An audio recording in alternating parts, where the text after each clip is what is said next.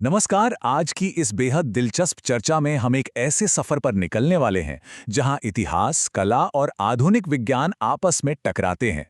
सोचिए, 17वीं सदी की वो लुभावनी बारीक कारीगरी और 21वीं सदी का एक बहुत ही गहरा साइंटिफिक रहस्य। है ना कमाल का कॉम्बिनेशन। तो बिना देर किए चलिए सीधे गोता लगाते हैं इस बात की तह तक कि आखिर ताजमहल के उस शानदार सफेद संगमरमर और आज के विज्ञान के बीच क्या रिश्ता है। अब सबसे पहला और बड़ा सवाल जो दिमाग में आता है, आखिर ताजमहल भूरा क्यों पड़ रहा है? दुनिया भर में अपनी बेदाग सफेदी और चमक के लिए मशहूर ये आइकॉनिक सफेद गुंबद अपनी वो चमक खो रहे हैं और इसी वजह से हर कुछ सालों में इन्हें बहुत ही मेहनत से रगड़ रगड़ कर साफ करना पड़ता है। लेकिन जरा सोचिए, सदियों से जगमगाता ये संगमरमर आज अपनी सफेदी क्यों खो रहा है? इस रहस्य को सुलझाने के लिए जो ताज़ा वैज्ञानिक खोज हुई है ना, वो वाकई चौंकाने वाली है। पर इस वैज्ञानिक उलझन को समझने से पहले हमें उस अनमोल ऐतिहासिक कला को समझना होगा जो आज इस बड़े खतरे के साये में है। और उस शानदार कला का नाम है पिएट्रा ड्यूरा। ये मूल रूप से एक इटालियन शब्द है जिसका सीधा सा मतलब होता है कठोर पत्थर। लेकिन इसका काम बिल्कुल भी सीधा नहीं है। ये एक ऐसा बारीक और मेहनत से भरा काम है जिसमें सेमी प्रेशियस यानी अर्धकीमती पत्थरों को बेहद सावधानी से काटा जाता है और फिर उन्हें संगमरमर जैसे अपेक्षाकृत नर्म बेस में फिट करके बहुत ही खूबसूरत और जटिल पैटर्न बनाए जाते हैं। इसे कोई आम नक्काशी मत समझिए, ये असल में पत्थरों से बनाई गई एक तरह की पेंटिंग है। इसी बेमिसाल कारीगरी ने मुगल वास्तुकला को वो नई पहचान दी जिसे आज हम सब जानते हैं। अगर मुगल आर्किटेक्चर के विकास की टाइमलाइन पर नजर डालें तो एक बहुत ही शानदार कहानी सामने आती है। देखिए, 1628 में एतमाद उद्दौला का मकबरा बना, फिर 1637 में जहांगीर का मकबरा पूरा हुआ और 1648 में दुनिया के 7 अजूबों में से एक ताजमहल बनकर तैयार हुआ। इस ऐतिहासिक सफर की सबसे खास बात क्या है? वो है एक बहुत बड़ा बदलाव। इमारतें बनाने के लिए लाल बलुआ पत्थर यानी रेड सैंडस्टोन की जगह पूरी तरह से शुद्ध सफेद संगमरमर ने ले ली थी और ये सफेद संगमरमर पिएट्रा ड्यूरा जैसी नायाब सजावट के लिए एकदम परफेक्ट और बेहतरीन कैनवास साबित हुआ। चलिए इस कला के शुरुआती दौर को देखते हैं। महारानी नूरजहां द्वारा बनवाए गए एतमादुद्दौला के मकबरे पर नजर डालिए। यहां पिएट्रा ड्यूरा का काम काफी घना और आपस में गुथा हुआ सा लगता है। ये डिजाइन बहुत ही कॉम्प्लेक्स है और लगभग पूरी जगह को कवर कर लेते हैं। भारत में पिएट्रा ड्यूरा कला की ये बस शुरुआत थी। कारीगरों ने ज्योमेट्रिक और मोज़ाइक पैटर्न्स को बड़ी ही बारीकी से सफेद सतह पर उकेरा था।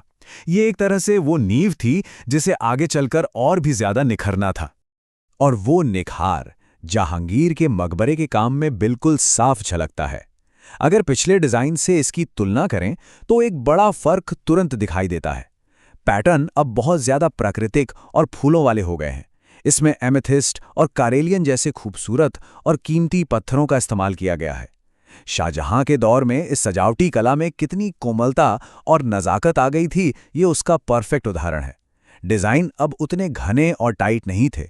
फूलों की आकृतियां इतनी असली लगती हैं जैसे किसी ने सच में पत्थर के ऊपर ताज़े फूल रख दिए हों। लेकिन पिएट्रा ड्यूरा कला अपने चरम पर कहाँ पहुंचती है? जी हां, ताजमहल में। इस डिज़ाइन की सबसे बड़ी खूबी इसका मुक्त, खुला और चमकदार होना है। ताजमहल में इस्तेमाल किया गया मकराना का सफेद संगमरमर पारभासी है, यानी ट्रांसलूसेंट। जब रोशनी संगमरमर पर पड़ती है ना, तो इसके अंदर जड़े हुए कीमती रत्न अपनी पूरी चमक के साथ निखर कर बाहर आते हैं। ऐसा लगता है मानो पत्थर के अंदर से ही कोई रोशनी फूट रही हो। यहाँ डिजाइन में काफी खाली जगह छोड़ी गई है जो इसे पुरानी इमारतों के मुकाबले बहुत ज्यादा शांत, एलिगेंट और खूबसूरत बनाती है। अच्छा, एक और दिलचस्प बात, ये कला सिर्फ बड़ी बड़ी इमारतों या विशाल दीवारों तक ही सीमित नहीं थी। लाहौर फोर्ट में मौजूद पिएट्रा ड्यूरा के इस माइक्रोस्केल यानी बेहद सूक्ष्म काम को देखिए। ये सच में हैरान कर देने वाला है।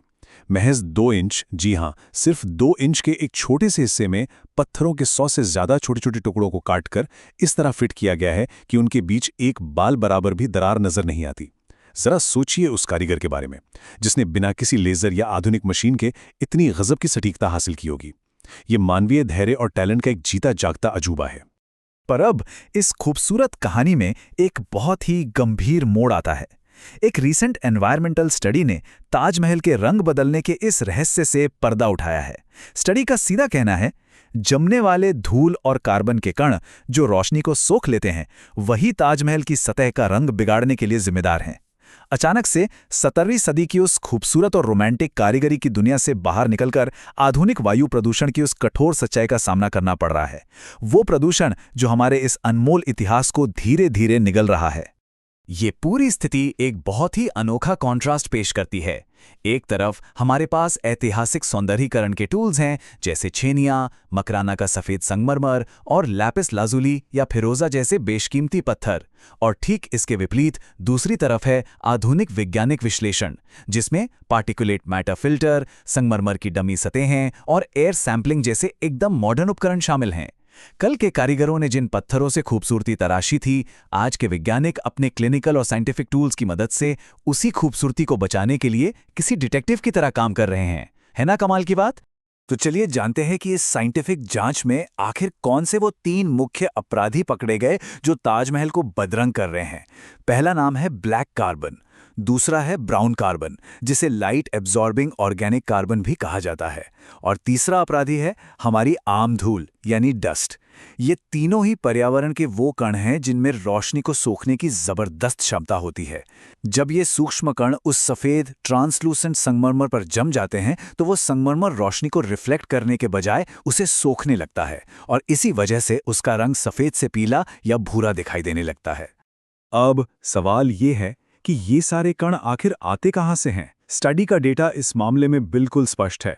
ये पार्टिकुलेट मैटर मुख्य रूप से 3 चीज़ों से पैदा होता है: प्राकृतिक धूल, फॉसिल फ्यूल्स यानी जीवाश्म ईंधन का जलना और बायोमास का जलना। ब्लैक और ब्राउन कार्बन भारी मात्रा में वाहनों के धुएं, ईंट भट्टों और जैविक कचरे या लकड़ियों के जलने से सीधे हवा में घुल जाते हैं, और फिर यही प्रदूषित हवा ताजमहल तक पहुंचती है, जहां ये कण धीरे धीरे उसकी सदियों पुरानी सतह पर अपनी एक गहरी और जिद्दी परत बना लेते हैं। लेकिन वैज्ञानिकों ने यह सब इतनी पक्की तरह से साबित कैसे किया? ये प्रक्रिया वाकई बहुत ही शानदार है, जिसे 3 स्टेप्स में किया गया। सबसे पहले पूरे 1 साल तक हवा से यानी एम्बिएंट पीएम सैंपल इकट्ठे किए गए। दूसरे स्टेप में ताजमहल में संगमरमर की कुछ डमी यानी सरोगेट सतहें लगाई गईं, ताकि बिल्कुल सटीक तरीके से देखा जा सके कि उन पर ये कण आखिर जमते कैसे हैं। और तीसरे स्टेप में ये नापा गया कि इन जमे हुए कणों की वजह से सतह से टकराकर लौटने वाली रोशनी में कितनी कमी आई है। बाकायदा ये कैलकुलेट किया गया कि इस प्रदूषण के जमने के बाद एक इंसान की आंख को वो सफ़ेद रंग असल में कैसा दिखाई देगा। ये साइंस का एक बेहद स्मार्ट और सटीक तरीका था। इस पूरी चर्चा के अंत में ये रिसर्च हमारे सामने एक बहुत ही बड़ा और सोचने वाला सवाल छोड़ जाती है। आज के इस दौर में जब हवा में प्रदूषण और एरोसोल का स्तर इतनी तेजी से बढ़ रहा है, तो इन महान वैश्विक विरासतों की सुंदरता को आने वाली पीढ़ियों के लिए कैसे बचाकर रखा जा सकता है? ये बात सिर्फ ताजमहल की नहीं है, बात दुनिया भर की उन तमाम ऐतिहासिक इमारतों की है जो मानवीय सभ्यता की इतनी खूबसूरत कहानियां बयां करती हैं। इस शानदार विश्लेषण का हिस्सा बनने के लिए बहुत बहुत शुक्रिया। इस सवाल पर विचार जरूर होना चाहिए। अगली बार फिर मुलाकात होगी ऐसे ही किसी नए विषय और दिलचस्प तथ्यों के साथ।